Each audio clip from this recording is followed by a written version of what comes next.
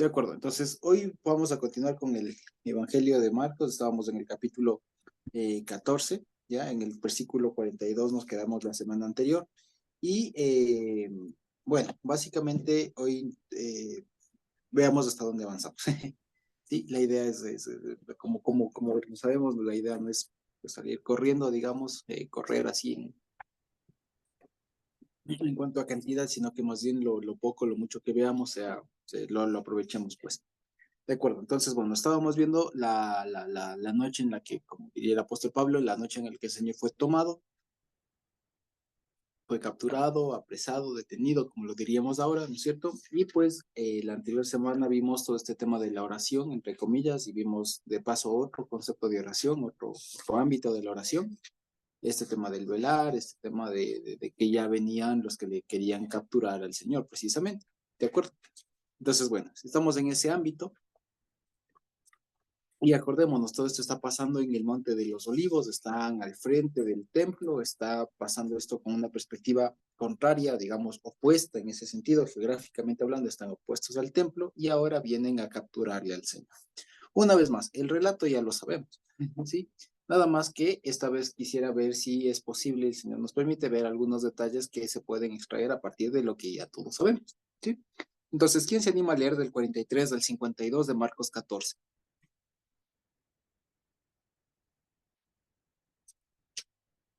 ¿Alguien se anima por ahí?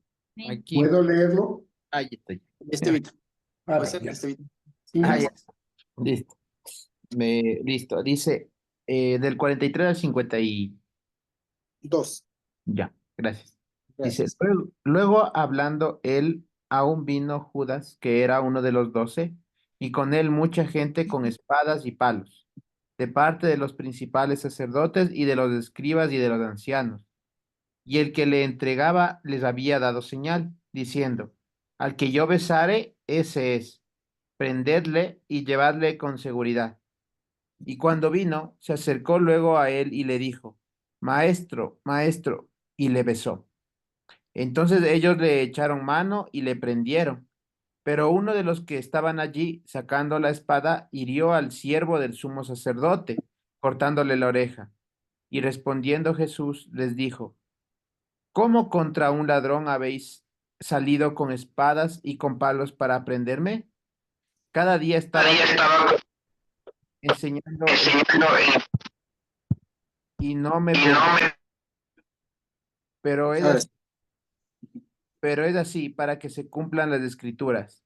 Entonces todos los discípulos dejándole huyeron, pero cierto joven le seguía cubierto el cuerpo con una sábana y le prendieron, mas él dejando la sábana huyó desnudo. Muy bien, muchas gracias. Entonces, aquí tenemos dos pequeños relatos. El primero de la captura y el segundo de este joven con la sábana que sale corriendo, ¿ya? Entonces, una vez más, estamos ante un relato, ante una historia que no es desconocida para nosotros. Digamos así, ¿quién de nosotros no sabe cómo es que le capturan al Señor? ¿No es cierto? ¿Quién de nosotros no lo sabe? Que fue Judas, que fue como acabamos de leerlo. Esto es algo que no es nuevo para nosotros. Sin embargo, en la forma en que lo plantea Marcos hay algo bastante interesante. Primero que aquí recoge el relato, es el único evangelio en donde recoge el relato de este joven que sale corriendo y es uno de los evangelios que recoge el tema del beso de Judas.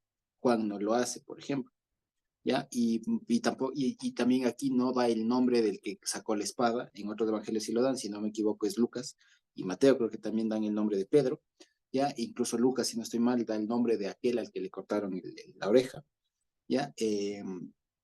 Y así. Entonces, la forma en cómo lo relata Marcos da una idea de, digamos, incluso para saber la época en la que sería escrito.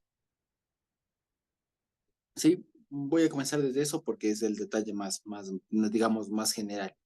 ¿Cómo sabemos, o una de las cosas una de las pistas del mismo texto que tenemos para saber que Marcos es uno de los primeros evangelios o textos del Nuevo Testamento que fueron escritos, uno de los primeros, es precisamente por la omisión de los nombres, dicen algunos estudiosos, ¿ya? Por una cuestión obvia. ¿Por qué? Porque el momento en el que esto sería escrito, a pesar de que sería, digamos, relativamente conocida de boca a boca la historia, ¿no es cierto? Este relato, lo que se pasó ahí sería conocido, tal vez algunas de las personas de aquí involucradas, el que sacó la espada y el que salió corriendo, ya estarían todavía vivos, ¿ya? Y con el escribir, el poner los nombres de las personas que aparecen aquí, que serían los involucrados, no hubiera sido un poco prudente, digamos, de parte de los que estaban finalmente redactando el texto. Entonces, una de esas razones de haber omitido los nombres de las personas de quienes hayan sido, ya en el momento en el que se estaba escribiendo Marcos, nos dice que precisamente, o es un indicio al menos, para pensar que Marcos es una obra temprana, ¿ya? Entre otras cosas. Pero básicamente es eso, ese era el detalle, como decir, el hecho de que no se nombre a las personas aquí involucradas, como sí lo hacen otros evangelios, da a pensar que es una forma de protección, porque posiblemente a la época no convenía todavía que quede registro de fulanito sacó la espada, fulanito huyó, ¿ya? Porque eventualmente todos huyen. ¿Ya? Pero el hecho un poco más violento del espada y demás, de pronto poner a una época más o menos temprana el nombre hubiera sido de pronto desprovechoso, se dice, o poco provechoso, pues, y por eso se omite. Entonces, ese es uno de los indicios que se dan para decir Marcos es una obra temprana. ¿Sí? Eso es la primera. Ahora, aquí, digamos, es evidente que se está hablando de un episodio de una traición, ¿no es cierto? Porque fíjense ustedes cómo comienza el versículo 43. Entonces dice, hablando todavía él, o sea, el Señor Jesús todavía le estaba diciendo este tema de velen, no pueden velar conmigo una hora, etcétera, etcétera, etcétera.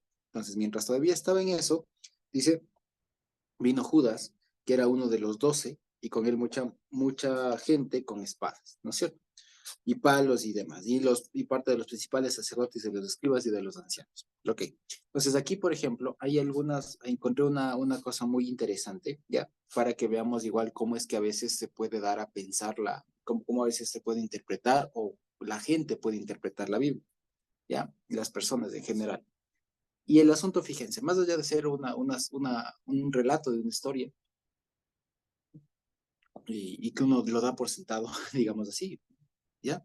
Hay personas que se cuestionan muchas cosas y, por ejemplo, llegan a este absurdo, ¿ya? Vale la pena decirlo. Todo lo que vamos a contar ahorita es que es una interpretación que evidentemente nada que ver. Algunos dicen esto, fíjense ustedes. Primero, como premisa debemos saber algo. Judas, el nombre Judas, la palabra Judas, no es, digamos, la original, si ustedes quieren, sino es la transliteración del nombre hebreo Yehudá al griego. ¿Ya? O sea, Yehudá, que es el nombre que le traducen en el Antiguo Testamento, Judá, en traducido, digamos, o transliterado, pasado ese nombre, al griego da Judas. ¿De acuerdo? O sea, que aquí, por ejemplo, el que le traiciona sería alguien de nombre Yehudá. Y si somos bastante perspicaces, digamos, aquí se está dando, y si leemos con nombres así, vemos que de nuevo, estamos ante un escenario bíblico. Porque se acuerdan ustedes que aquí estamos ¿a qué nos suena? ¿A qué historia bíblica nos suena? Que alguien llamado Judá venda a uno de sus hermanos por X monedas de plata. ¿A quién se les recuerda eso? José. A José, precisamente. Y si ustedes se acuerdan, ¿quién fue el de la idea de vendamos, no le matemos, vendamos? Judá. Entonces, fíjense que aquí esto es una forma, digamos, por un lado, es una forma muy bonita, digamos, de ver cómo el Nuevo Testamento guarda mucha relación, mucha conexión y tiene muchos vínculos históricos, ¿ya? De la Torá, digamos, de los patriarcas, de esas historias que marcaron mucho la historia. ¿Ya? Y de ahí, por ejemplo, de estos episodios, de esos pasajes, sacamos nosotros las conclusiones de que, por ejemplo, lo que solemos decir, no, José es en algún punto una figura mesiánica, cosas por el estilo, por este tipo de cosas. Ahora, esto, por ejemplo, es un poco difícil de cacharle, como decimos así en español, en español precisamente porque si uno no conecta si es que dice Judas con Judá, ¿no es cierto? O a veces uno no conecta, a menos que ya de pronto es más obvio cuando dicen, bueno, es que le vendió por tantas piezas de plata, y si tenemos en la memoria la historia de José, que le vendieron por tantas monedas de plata, entonces decimos, algo hay ahí que se conecta. Pero si leyéramos en hebreo, digamos, o al menos con los nombres, ya sabemos que hubo un Judá, un Yehudá, que vendió a su hermano por tantas piezas de plata. Entonces, hay una reminiscencia. De aquí la historia de José va a ser bastante recurrente en este pasaje. ¿Ya? Entonces, bueno, esto digamos es la parte sana que a nosotros no es que se esté cumpliendo, se esté repitiendo, o sea, hay alguna cosa así, sino que deja, digamos, esto es apenas una conexión que nos trae a la mente una historia, un mensaje de una historia a partir de este hecho común. O sea, es como que si nos estuvieran diciendo, ¿se acuerdan ustedes cuando Judá dio la idea de vender a José? ¿Ya? Entonces, de eso nos trae a la mente toda la historia de José. Como José fue vendido, fue a dar al pozo, fíjense, ahí mismo le metieron a un pozo, después le sacaron, le vendieron a extranjeros y los extranjeros le vendieron a más extranjeros y de cómo finalmente fue a dar a la cárcel y de la cárcel fue a ser el segundo al mando de Egipto. ¿Ya? Y de cómo eso después redundó en que perdone a sus hermanos y viva de nuevo el pueblo. O sea, viene a la mente toda la historia. ¿Ya? Entonces, fíjense, un pequeño guiño ya nos da como una especie de, a manera de spoiler actual, ¿no? De todo lo que va a pasar. O sea, lo que viene, lo que estoy diciendo es, en pocas palabras, es algo que bonito no va a ser, ¿ya? O sea, que agradable no va a ser, pero que ya sabemos a dónde apunta. ¿Y a dónde apunta, si ustedes quieren ver así la historia de José? ¿A dónde apunta? No es una historia bonita de superación, de cómo Dios exalta la nobleza de una persona justa. No, la historia de José es en función de la familia, es en función del pueblo. Porque si no había la historia de José, no había después pueblo. Entonces, fíjense ustedes que la historia de José está pensada en función de pueblo, está pensada en función de la familia. Porque si no había José, incluso si no le vendían, la familia esa se moría de hambre. Ya, toda la familia de Jacob y todos los demás se morían de hambre. Entonces, fíjense ustedes que esto está digamos, conectando en última instancia, digamos así, en la raíz, con la idea de pueblo. O sea, lo que está a punto de pasar tiene implicaciones mucho más grandes, mucho más profundas, ya, mucho más amplias que las que uno podría pensar. O sea, no es solamente un episodio de una traición, ¿ya? No es solamente eso. Apenas nada más con topar el nombre ya nos detonan un montón de recuerdos, decimos, ah, ya somos a dónde va. Y nosotros que ya sabemos cómo sigue la historia, pues evidentemente vemos que con esta traición, digamos, ya, después fue el detonante, digamos, que Dios mismo usó para poder dar su vida, ¿no es cierto? Resucitar y que el Evangelio se expanda a todo el mundo, ¿de acuerdo? Entonces, para que veamos esa conexión ahí. Ahora, esto hasta aquí lo sano, pero ¿qué pasa? Algunos, en cambio, por ejemplo, que suelen ver, y esto es una, digamos, a la par vamos a ver de pronto cómo es que se identifica algo que no cuadra. Lo que dicen es, a partir de esta misma idea de que esto es una evocación a la historia de José con Judá y vendido, entonces lo que dicen es, lo que pasa, dicen algunos ya torciendo mucho, algunos dicen, ¿y qué tal si Judas no existió? Porque lo que dicen, y la premisa de todo esto es, el Evangelio, la historia de Jesús, es inventada por los discípulos. ¿Ya? Y fue hecha a propósito, dicen estas personas, con el afán de crear una historia creíble para futuras generaciones de que existió este personaje, dirían ellos, ¿no? Jesús del Mesías, y necesitaban crear un enemigo. Y crearon un enemigo, dicen ellos, muy tipológico. Tanto así, ¿ya? Tanto así, que le pusieron el nombre de Judá, que además Judá también es del nombre del patriarca, que da nombre a la tribu, que da nombre a su vez al pueblo, a la nación, pues, o a la provincia que había en esa época, ya, a Judá, o a Judea, como le traducen ya en esa época, ya los romanos. La provincia de Judea viene de ahí, ya. Entonces, lo que algunos dicen es, no, lo que pasa es que puede ser, dicen, ¿no? ¿Qué tal si en realidad la historia de la traición, ya, no fue inventada por cristianos posteriores, dicen así, ¿no? ¿Qué tal si es que fue inventada por cristianos posteriores para crear una idea a propósito de la teología del reemplazo, ustedes saben, diciendo los que, utilizando el nombre de Judá, ya, de Judá, Judás, pues, ¿cierto? Utilizando el nombre de Judá para decir, ahí está mismo la semilla de que el pueblo, los judíos, son los que le venden al Señor y por lo tanto son los más indignos y según algunos relatos, pues termina mal los judíos, ¿ya? Entonces, fíjense ustedes, es una forma muy chueca, digamos, o sea, muy artificiosa, digamos, de presentar una cosa que a cualquiera de nosotros puede hasta generarle dudas. El asunto de estas cosas, de cualquier tipo de interpretaciones, es que no ven todo el panorama. ¿Ya? Uno de los errores es que no ven todo el panorama, se quedan solo con ese pedacito, pero cuando se intenta conectar con todo lo demás, ya no cuadra. ¿Sí? Entonces, primero que no fue un invento, la persona existe, hay demasiados datos, digamos, en los mismos evangelios como para dudar que esta persona existió, como para pensar que la existencia de esta persona haya sido posterior en pro de una religión que se estaba gestando, o sea, es muy complicado sostener eso. Sin embargo, les quería comentar como para que veamos hasta dónde puede dar, ya, porque de estas cosas van a seguir habiendo hasta que el Señor venga. Entonces, no nos sorprendamos si es que alguien algún rato sale con alguna de estas cosas, ¿ya? En todo caso, eso. Ahora bien, entonces fíjense ustedes. Ahora, aquí viene una cosa, que de pronto nosotros vale la pena que refinemos, digamos, las memorias que tenemos de este evento. ¿Por qué? Porque queramos o no, las representaciones gráficas o videográficas influyen.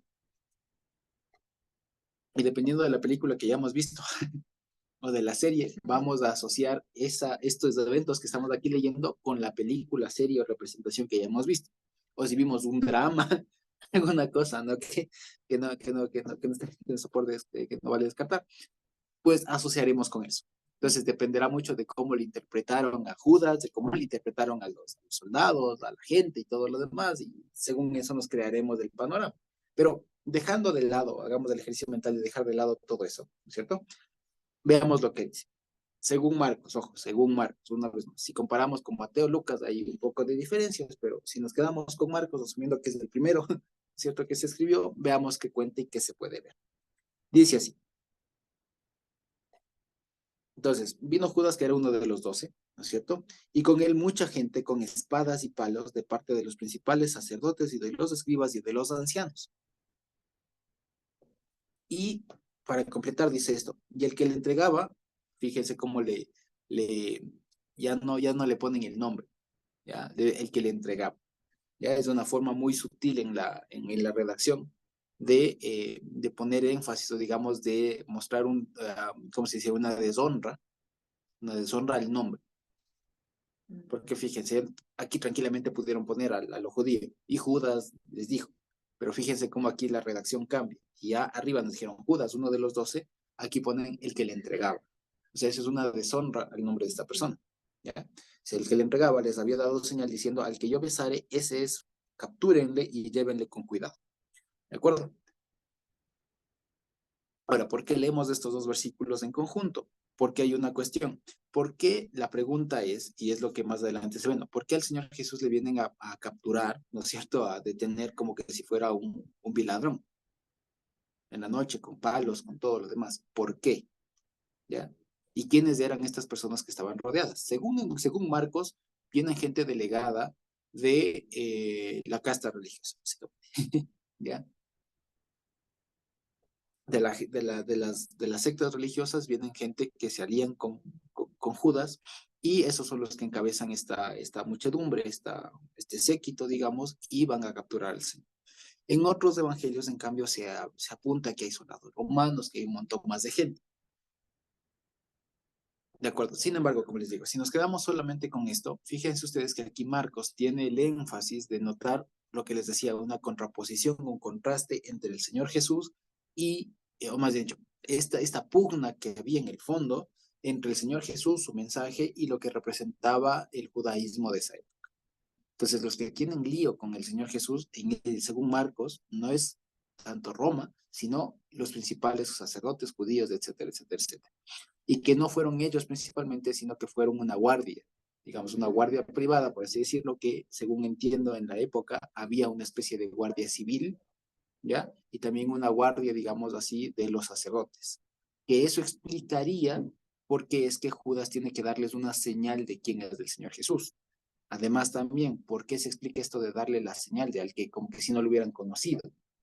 ¿Ya? El asunto es que justamente, al parecer, una de las formas de explicar esto es que como eran parte de la guardia, entonces no eran las personas que estaban ahí en el frente, digamos, de cuando el Señor Jesús enseñaba o alguna cosa, o sea, eran personas que estaban en otras labores que posiblemente no le podían identificar y que necesitaban a alguien que certifique quién es, porque entre todas las cosas no podían equivocarse de quién capturar. ¿Ya? Entre otras cosas, porque también podía haber el peligro de que alguno de sus discípulos se diga, yo soy. ¿Me explico? Entonces había peligro, digamos, de no poder identificar, así que se necesitaba alguien de adentro que certifique quién es. ¿Ya? Eso básicamente. Y por otro lado también porque según Marcos, el Señor Jesús no tuvo tanto ministerio, no estuvo tanto tiempo en Jerusalén, sino que su ministerio más fue por Galilea, por la región norte, si ustedes se acuerdan, y ya más bien, según Marcos, baja a Jerusalén solamente, o sube a Jerusalén, solamente ya en la semana o en los días previos a su muerte. ¿De acuerdo? Entonces, eso explicaría por qué es que necesitan a alguien que le identifique, ¿ya? Y de esta manera. Sí, antes de seguir, Natita o Nico tenía una pregunta. Estaban levantando la mano. Justo era lo que acabaste de aclarar, Josuecito, porque nosotros no entendíamos por qué necesitaban de un Judas, ¿no? De una persona que les diga, este es Jesús. Sí, claro, en nuestra mente y como tú dices, en, según lo que hayamos leído y también visto, porque de vez en cuando vimos una película entonces nos imaginamos que ellos sí, sí conocen al Señor Yehoshua y que solo querían como que alguien lo denuncie. Entonces, pero no nos parecía lógico si ellos lo conocían, ¿por qué necesitaban de la figura de Judas? Nada más, pero ya lo explicaste. Muchas gracias. Sí, gracias, Natita. Sí, en realidad esto es una de esas paradojas, digamos, que son un poco peliagudos que uno puede tender a hacerse lío, porque es lo que el Señor les dice, ¿no? ¿Por qué me apresan aquí ahorita? Lo que dice más adelante, ¿no? Si estuve delante de ustedes públicamente, ¿por qué no hicieron nada? ¿Ya? Entonces hay dos razones. La primera, porque dice el mismo Señor, porque estaba escrito. Y la segunda, la otra que está también en el texto, es porque tenía miedo del pueblo. No podían hacer una captura pública por miedo al pueblo, ¿ya? Eh, pero la principal es porque no estaba presupuestado que pase así. Y la segunda, porque quieran o no, tenían que forzar un juicio. O sea, no era cuestión de matar a la gente porque sí, porque es que está claro, todos estamos de acuerdo en que es pecador, sí, ya matemos. No podían hacer eso. ¿Ya? O sea, necesitaban fraguar, crearse un juicio, que eso es lo que vamos a ver ya, tal vez Dios mediante la siguiente semana, ¿ya? Que fraguan como no sé si se entiende la palabra fraguar, como ellos crean, se inventan, ya, como ellos se inventan el juicio, porque no había, el Señor Jesús era inocente, entonces ellos se inventan un juicio, ya, entonces necesitaban hacerlo, y lo que aquí estaríamos haciendo como para, ¿qué les digo? Como para hacer un símil con lo que pasaría ahora, es como que Judas le dice, oye, Judas, vos que estás de adentro, o sea, presiónale, ya, haznos de agente encubierto, ¿ya? Y tú dinos, y tú pon la denuncia, como decía así. Entonces tú ve y tú dinos, él es. Nosotros le capturamos y después ya le enjuiciamos. Y seguimos del juicio. Claro, lo que pasa es que parece ser que tal vez una pequeña intuición puede estar equivocada. Tal vez lo que parece ser es que Judas debía también fugir como testigo desde adentro. Pero como después Judas desaparece de la escena, es que se les complica el escenario y comienzan a buscar testigos falsos. ¿Ya? Se me ve así. Pero básicamente lo que están ahorita haciendo es una organización fraudulenta de un juicio contra un inocente. ¿Sí? Eso básicamente. Entonces, bueno, ahora el tema del beso. El tema del beso siempre ha sido controversial. ¿Ya? El tema del beso siempre ha sido controversial y lo primero que debemos saber, en la época bíblica, ya, más bien dicho, esto hay que pensarlo en las sandalias de una persona de Judea del siglo primero, del siglo primero, ¿ya? ¿Por qué? Porque si hoy vemos cómo nos saludamos entre cristianos, ¿ya? Nos saludamos de manera muy semejante a cómo saludamos a cualquier persona en la calle, digamos así, afuera. ¿En qué sentido? Los hombres de mano, un abrazo cuando son más cercanos, y de hombre a mujer, digamos, o entre mujeres, con un beso en la mejilla. Y ya está, ¿no es cierto? O con un apretón de manos y ya está, si es más formal. Esa es la forma. Pero especialmente el saludo de beso es como que de hombre a mujer, digamos, o entre mujeres, ¿ya? Es lo normal en nuestra sociedad. Y en nuestra sociedad ecuatoriana es extremadamente extraño que dos hombres se saluden, ya, de beso, en la mejilla, ¿ya?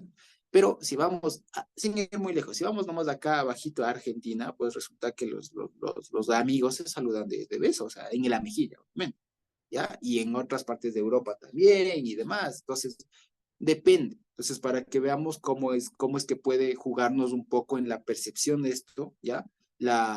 Nuestra percepción actual, nuestra cultura nos puede jugar en la interpretación, en la lectura de la Biblia, ¿ya? Ahora, el asunto, ¿qué más? Ahora, como eso les decía, hay que leerlo con las sandalias, puestas las sandalias de una persona de esa época. ¿Por qué? Porque según se sabe, en la época no era algo extraño que la gente en general se salude de a beso, ¿ya? No era extraño. De hecho, ustedes se acuerdan, por ejemplo, que en el mismo Antiguo Testamento hay varios relatos de gente que se saluda con beso. Ahí está el famoso caso de Saúl con Jacob, que cuando se reencuentran, Esaú se lanza al cuello de su hermano y le da un beso y le saluda con un beso. Y hay mucha gente que hacía eso, ¿ya? Hay otros relatos en Jueces, no, perdón, en Reyes, en Crónicas, creo que también hay alguno en donde se saludan, ya ves, especialmente dos hombres, ¿ya? En la mejilla se entendería, etc., ¿ya? Pero hay en la época del Señor Jesús, en esa época del siglo I, un tiempo antes, había la tradición, o sea, no era extraño que la gente se salude con un beso, ¿ya? Eso era lo normal, digo, no era algo extraño. Hay algunos que intentan justificar que esa práctica ya cayó en desuso, porque vale la pena decirlo, esa práctica cayó en desuso después, ¿ya? Pero en la época del Señor Jesús había, y hay algunos que intentan decir, no, a la época del Señor Jesús eso ya no había, y por lo tanto es otro tipo de cosa, y algunos también incluso por la forma en cómo está escrito, ¿ya? Que parecería que está como de una forma más intensa en griego. Ahorita se me escapan los nombres, las palabras, pero quiero decir es que cuando el relato dice que Jesús le besó, ¿ya? La forma verbal es un poco más intensa, ¿ya? Es como que si hubiera dicho le besó intensamente, ¿ya? Por así decirlo, y algunos de ahí traducen que le besó apasionadamente y ya se van por las ramas, ¿ya? Entonces algunos piensan que era o sea, no era un beso de saludo, un beso, no, era un beso apasionado, ¿ya? Eso traducen algunos. El asunto es que aquí, fíjense ustedes, más que nada lo que está pasando es un beso a propósito. Por eso es que el Señor Jesús eso me lo dice con un beso. O sea, y además también hay una cosa, que en la época del Señor Jesús, según estuve viendo, no era extraño tampoco que un alumno, que un discípulo, le salude al maestro con un beso, pero no en la mejilla, sino en la mano, como una muestra de aprecio. Porque también vale la pena decirlo, nosotros hemos asumido que el beso era en la mejilla, ¿ya? Al menos a partir de Marcos, ¿ya? Creo que en otro evangelio sí dice en la mejilla alguna cosa, pero al menos de Marcos no se dice, le besó en la mejilla, en la frente, en la mano, no. Independientemente en dónde haya sido, el asunto es que Judas está haciendo una tarea de agente infiltrado, ¿ya?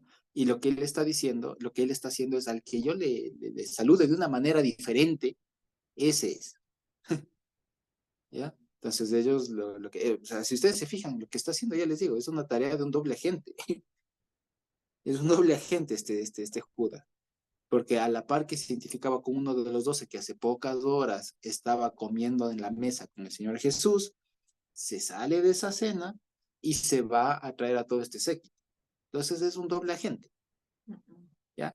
Entonces fíjense, en los otros evangelios, en los demás evangelios se relata, ¿no? Que Judas se va y los otros pensaron que se fue a comprar pan, se fue a ver alguna otra cosa. O sea, ellos no se imaginaban qué es lo que estaba pasando. El Señor Jesús sabía. Y cuando le ven llegar acá, me explico. Entonces, lo que este hombre, este Judas, estaba haciendo es un doble agente. Por eso es que dice, mejor le fuera que se ni hubiera nacido, porque o naces pecador o ya está, digamos, o sea, o te defines como uno de los dos, pero no que juegues a los dos lados.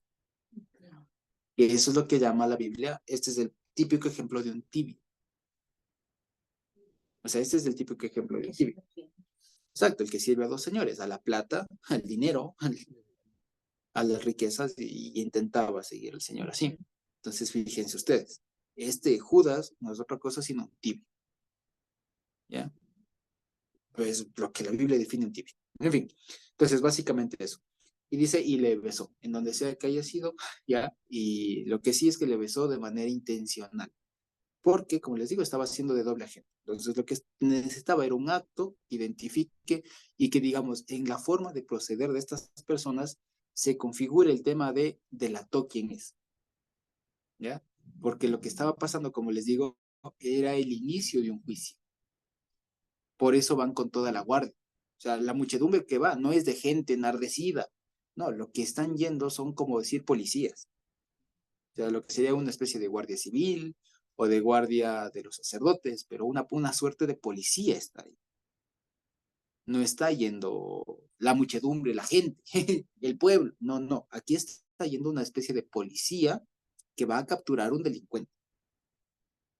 ¿Ya? Eso está por ahí. Y Judas les está encabezando porque él está haciendo de soplón. Básicamente, le está haciendo de un doble agente, de agente infiltrado, por así decirlo.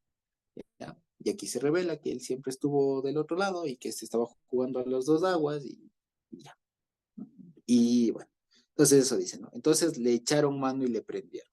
Ahora, aquí también algunos suelen decir que hay un paralelismo con el sacrificio de Isaac. Por lo siguiente, aquí fíjense ustedes que el razonamiento es eso. Ustedes se acuerdan del episodio de Abraham con Isaac subiendo al monte, ¿no es cierto? Y que, ¿cómo pasó? ¿Cierto? El punto de que estaba por pasar la navaja, ¿no es cierto? Hubo una voz del cielo y le dijo, no toques, no extiendas tu mano hacia el niño. Entonces, fíjense ustedes, el chico, hacia Isaac. Entonces, el asunto es que dice, el paralelismo de antonimia, digamos lo contrario, es ¿por qué? Porque al momento de que estuvo a punto de ser muerto, digamos, Isaac, hubo una voz que le dijo, no extiendas tu mano sobre. En cambio aquí dice, y le echaron mano. Sí, sí lo vemos. Sí, podemos verlo de pronto. Eso está en Génesis 25, ¿puede ser? Ya, puede ser Génesis 22. Ya, 22, 12. Génesis 22, 12 dice, ¿no? Bueno, desde el 10. Y extendió Abraham su mano y tomó el cuchillo para degollar a su hijo. En el 11, entonces el ángel del Señor le dio voces desde el cielo y dijo, Abraham, Abraham. Y él respondió, aquí estoy. Y dijo, no extiendas tu mano sobre el muchacho, ¿no? Ni le hagas nada porque ya conozco que te mata el Señor y demás. Entonces aquí la cuestión es, no extiendas tu mano sobre el muchacho. Y la oposición, el contrario, es que aquí le dice, y le echaron mano. Entonces, ¿cuál es el asunto? Y el contraste se hace muy interesante, ¿no? Porque acá el asunto es que Dios en Génesis, ¿no? Con Abraham y Isaac, el Señor dice, no, tú no vas a morir, hay un sustituto. Y aquí la enseñanza sería, aquí no hay sustituto y no hubo una voz del cielo que le salvó, sino que tenía que pasar así. Entonces, fíjense, aquí ya hay, hasta este punto, en estos 4 versículos que estamos leyendo, hay al menos 2 remembranzas de episodios álgidos, importantes de la Biblia. El sacrificio de Isaac por un lado y la historia de José por otro. ¿Ya? ¿Qué más dice? Y le prendieron, le capturaron.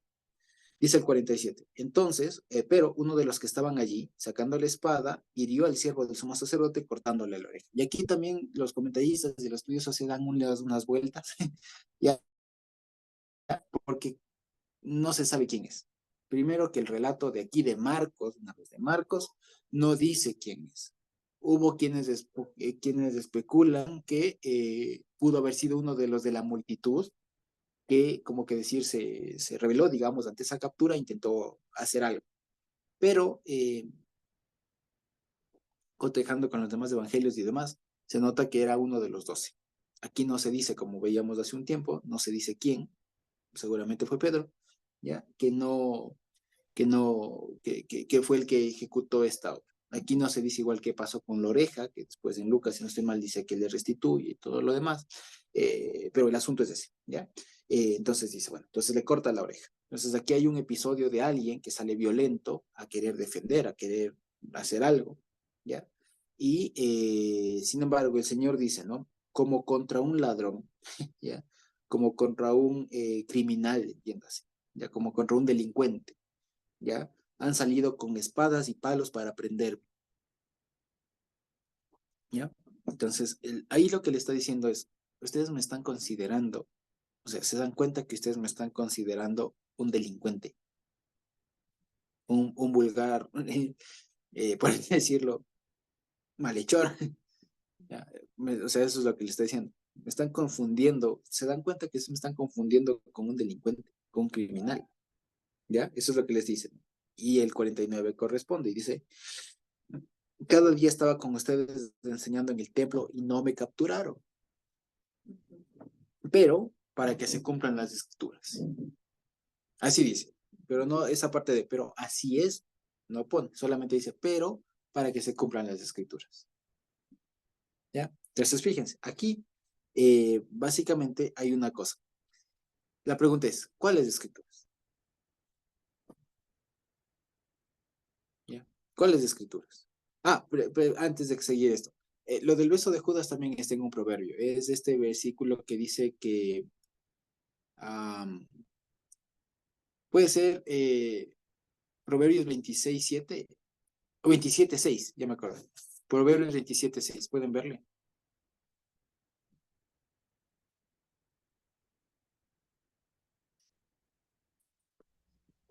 Proverbios 27:6, antes de. ¿Qué dice? Leo Gracias. dice, fieles son las heridas del que ama, pero inoportunos los besos del que aborrece. Ahí está. Entonces, fíjense ustedes. Dice, fieles son las heridas del que ama. ¿Ya? Y eso, fíjense ustedes, lejos de ser un proverbio, o sea, digamos, además de ser un proverbio que pone un contraste, ¿no? Entre alguien que es abnegado, que ama, frente a otro, digamos, o sea, digamos, el proverbio en términos literales es una contraposición, es un contraste entre alguien que ama y que en función de su amor recibe castigo, recibe llagas, recibe heridas, ¿cierto? A diferencia de alguien que odia, rechaza, aborrece, pero da besos. Entonces, lo que está ahí es el valor de la hipocresía. ¿Me explico? Son del valor de la hipocresía, el valor, el antivalor de la hipocresía, digamos, del concepto de hipocresía en ese proverbio. Pero más allá de eso, de ese contraste del que ama, ¿no es cierto? Tal, si ustedes se fijan, el que ama viene siendo el Señor. O sea, es un proverbio mesiánico en este sentido. El que ama, el que recibe las heridas, ya es el fiel, son fieles, son de la fidelidad, exactamente el que ama, y mientras tanto el otro, el que, como decía, y el que defrauda, el que decepciona, ¿no es cierto? Es el que da besos, y es el que rechaza, el que no ama. Entonces, fíjense ustedes, esto incluso tiene que ver algo con, con ese proverbio que también es interesante, ¿no? Entonces, fíjense, una vez más, un recuento más al Antiguo Testamento, esta vez a un proverbio. ¿Ya? Ahora, volviendo al tema de la captura. Gracias, Anita, por ayudarnos con la lectura. Volviendo a la lectura, volviendo acá al texto, ¿ya? Cuando dice, bueno, ustedes vienen acá, no se dan cuenta que me están tratando como un delincuente, como un criminal. Dice, o sea, lo que él está haciendo es como que dejando un testimonio, más allá de cualquier defensa que él puede hacer, lo que él está diciendo es dejando un testimonio de que esto tenía que pasar así. Al punto que por eso dice, pero para que se cumplan las escrituras. Y como que queda puntos suspensivos. ¿Ya? O sea, en realidad es como una frase no acabada, como que cortada a medias, ¿ya? Entonces, pero como para que se cumplan las escrituras, ¿ya? Ahora, el asunto aquí es que, ¿cuáles escrituras? Eso es lo que decíamos. ¿Cuáles escrituras? Y por lo general, acordémonos que cuando dice para que se cumplan las escrituras, por lo general suelen referirse a cita. O sea, cuando la Biblia dice para que se cumpla la escritura, ¿ya? Y ustedes revisan y nos acordamos de pronto alguna frase donde aparezca esto, ¿no? Algún versículo donde aparezca esto de para que se cumplan las escrituras, no es en general como decir aquello que dijo el profeta referente al tema, ¿no? Sino que lo que hace es más bien dar un versículo, una cita. ¿Sí? Entonces aquí la pregunta es, ¿qué escritura sería? ¿Ya? ¿Qué escritura serían? Y una de ellas, por ejemplo, es precisamente la de Isaías 53, puede ser el versículo 12, cuando justamente habla de que va a ser herido, de que va a ser capturado y todo lo demás. Y otra, si no estoy mal, es Zacarías 14, que es justamente de cuando capturan al pastor y lo hieren y en virtud de eso las ovejas huyen. ¿Se acuerdan ustedes que hablábamos de Zacarías la semana pasada? ¿Sí? Entonces, fíjense ustedes. ¿Ya? Entonces, los versículos serían, no me acuerdo bien, pero Isaías 51, 51 es el siervo sufriente, 53, se me fue. 53. 53, gracias. 53, 12 puede ser.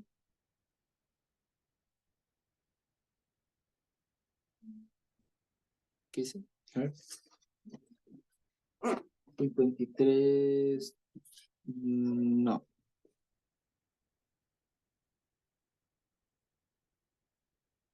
Ah, por el 53, 8.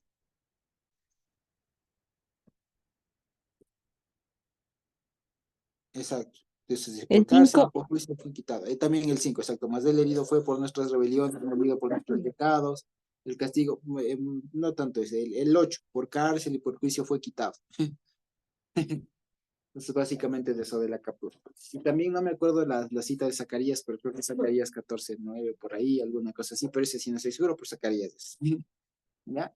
Básicamente es eso. Entonces, hace referencia una vez más a episodios mesiánicos en donde se queda claro ya a partir de lo que está viendo el Señor Jesús, de lo que está pasando, de cómo hay que entender eso y de cómo una vez más estaba presupuestado ahí en la Biblia de que Dios mismo tenía que caer en manos injustas.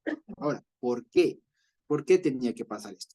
Si hubiera funcionado el sistema judicial judío, ya de esa época, el sistema judicial romano, no hubieran matado a un inocente. ¿Ya? No hubieran matado a un inocente.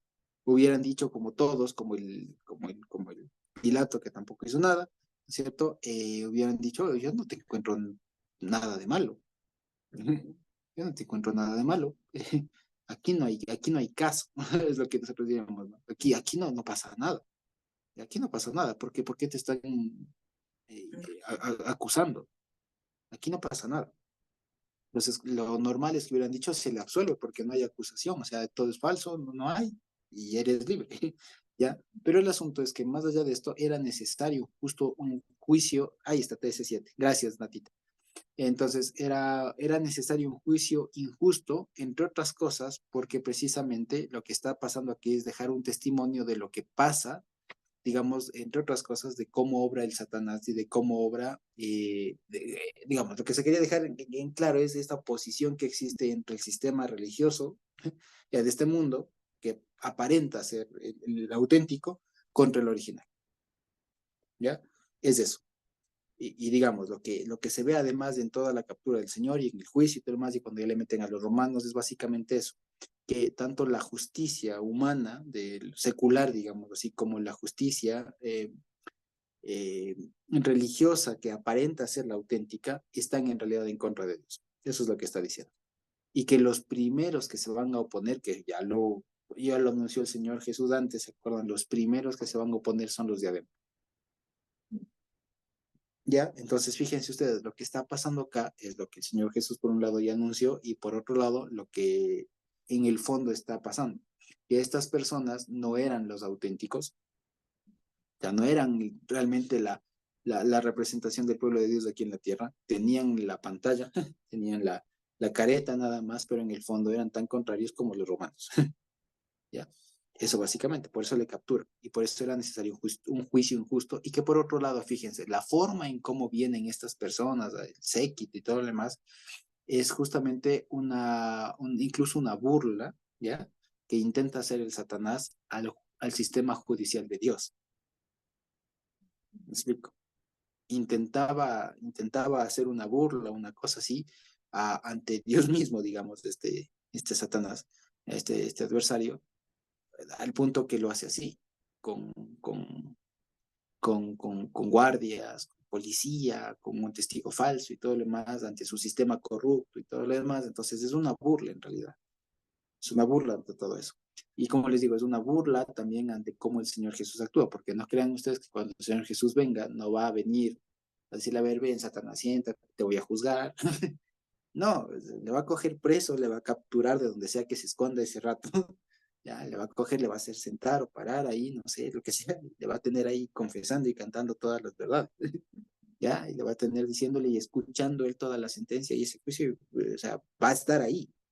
Y no crean que se va a estar ahí de buena gana. O sea, imagínense la detención de este man, de este personaje. Ya, ya, o sea, me explico. Ya, entonces, eso es una burla, es una contraposición que estaba haciendo este Satanás al cogerle, al capturarle hacia el Señor Jesús, ya que estaba obrando, obviamente, a través de estas personas. Entonces, es una cosa muy, muy fuerte lo que está pasando acá. ¿Sí? Y hasta ahí eso. Y después abre este pequeño paréntesis de este personaje que sale corriendo. Entonces dice en el 50, entonces todos los discípulos dejándole huyeron. ¿Ya?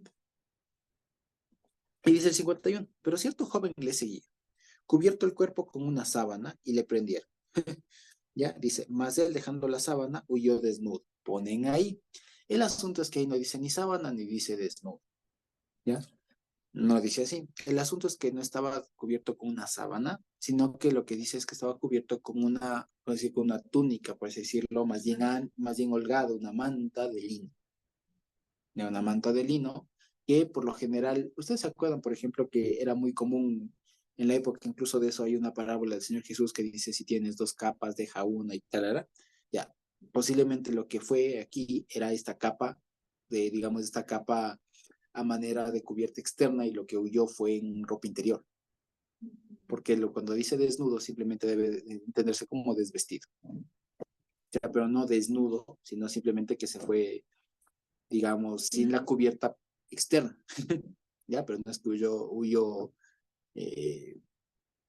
como uno sale del vientre. ¿Ya? No, sino que huyó en ese sentido. Y esta frase, y este particular de aquí, uno pregunta, bueno, ¿qué hace en la historia? ¿Qué aporta? ¿Ya? Más allá de que quién haya sido este personaje. Muchos de entonces comenzaron a decir, como aquí tampoco se dice el nombre, posiblemente haya sido el mismo Marcos.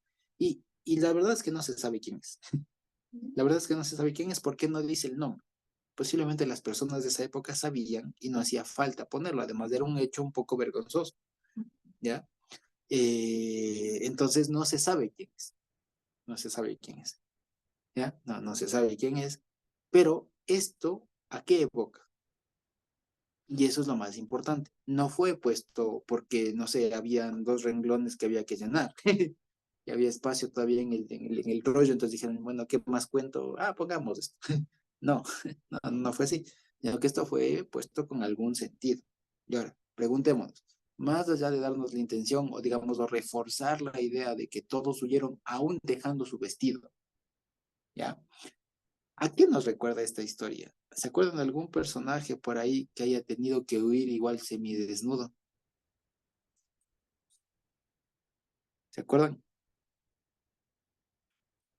José, cuando esta señora mala le acosó, entonces ella Exactamente. agarrándole de la ropa, entonces él al sujetarse salió desnudo, no sé, no desnudo, no, salió sin la ropa, Salió, claro, exacto, salió en ropa interior. Exacto, saldría despojado, desvestido. Entonces, fíjense, Fue la mujer de Potifar. exacto, la mujer de Potifar con José, ¿no es cierto? Ahora, fíjense ustedes, ¿qué siguió después de eso en la historia de José? Un juicio injusto, el cárcel. un juicio injusto. Porque, ¿qué dijo la señora? Él vino a mí, quiso aprovecharse de mí y yo grité y porque gritó, él salió corriendo y por eso hasta aquí me dejó la ropa, Mm, mm. Un ¿ya? juicio Un injusto y a la juicio cárcel. y a la cárcel, ¿no es cierto? Y después de la cárcel venía la gloria, la honra, ¿no es cierto? Entonces, fíjense, aquí este evento, más allá de ser un tema de que, como les digo, que refuerza el tema de que no les importó lo que estaban haciendo, cómo estaban, y simplemente ese rato los discípulos huyeron, ¿ya? Más allá de eso, de reforzar esa idea de que le tocó enfrentar esto al Señor Jesús solito, ya que además, como les decía la anterior semana, refuerza la idea de que esto estaba escrito de que no podía hacerlo nadie, sino solamente Dios, que no le toque, esto no le correspondía a nadie del pueblo, esto era Dios, o sea, refuerza estas ideas. Además de eso, conecta con la historia de José y conecta con el punto álgido de la historia, porque a la historia de José, si ustedes se acuerdan, el punto cuando llega a la casa de Potifar, le va bien, y parecía que ella estaba solucionada su vida porque estaba bien, estaba sobre la casa de un alto mando, ¿cierto? De ahí, y qué más se podía pedir. Pero viene este punto en la trama, ¿no es cierto?, en donde se vuelca otra vez y le va mal al protagonista. Le inculpan de manera injusta y va a la cárcel. Sí lo vemos, pero como una previa a que surja todavía algo más. Entonces, fíjense, este relato del joven que huye despojado, que huye desvestido, ¿ya? Y dejando su ropa detrás, evoca una vez más la historia de José. Y ya sabemos, y cualquier persona que haya leído la Biblia, que nos hayamos acordado de esta historia, decimos, claro, lo que se viene es un juicio injusto, con una figura mesiánica. Sí lo vemos. Entonces es otra forma para no solo decir, bueno, era un hombre que andaba ahí medio dormido con una sábana, además traducen sábana. No, estaba ahí dormido seguramente y cuando estuvo en eso se despertó así medio cobijado. Y claro, le retratan a un joven un muchacho, un jovencito andando con una sábana y pronto dice, también escojan y le cogen y el otro se zafa y sale Yucho corriendo. No, por ahí no, no, no. Más allá de que pasó esto, más lo que está haciendo es una evocación a la historia de José para dar a entender a los que hemos de leer después, fíjense ustedes, que hay que acordarnos y tener en la mente lo que está pasando, lo que pasó en su momento con José, y que se viene un juicio injusto, ¿ya? Y que la justicia de este mundo le va a encontrar culpable. ¿Sí? Básicamente porque está fraguado, porque está todo organizado, está todo orquestado para que vaya así.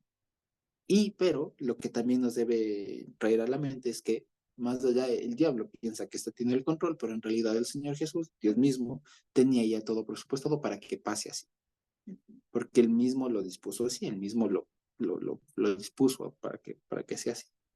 Sí, eso básicamente. Entonces, fíjense ustedes que con esta escena pequeña, ¿no?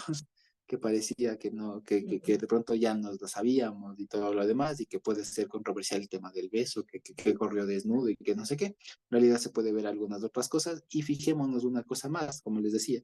El Evangelio de Marcos tiene esta característica de tener esto de evocar algunas cosas como buena parte del Nuevo Testamento, y también tiene esta característica de poner en el énfasis quién es el enemigo, digamos así.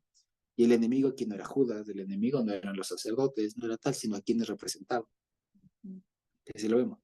El, los que están aquí, digamos, en pugna, es el reino de Dios, o sea, tanto Dios mismo como todo lo que él representa, la idea de iglesia, de pueblo y todo lo demás, contra los que se creían pueblo.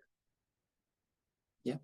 Y cómo hay ahí esa pugna, que después incluso va a ser mucho más evidente cuando el Evangelio comience a ser predicado y todo lo demás, y lo que les tocó enfrentar pues a Pedro, a Pablo, a los discípulos en el primer siglo. ¿Sí?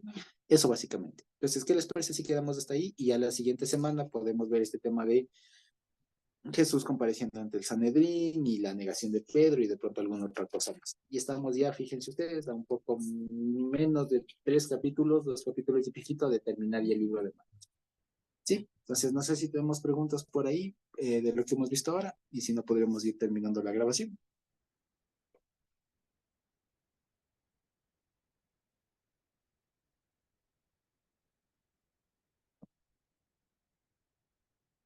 ¿No?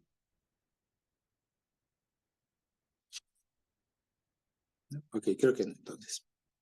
Bendito Dios.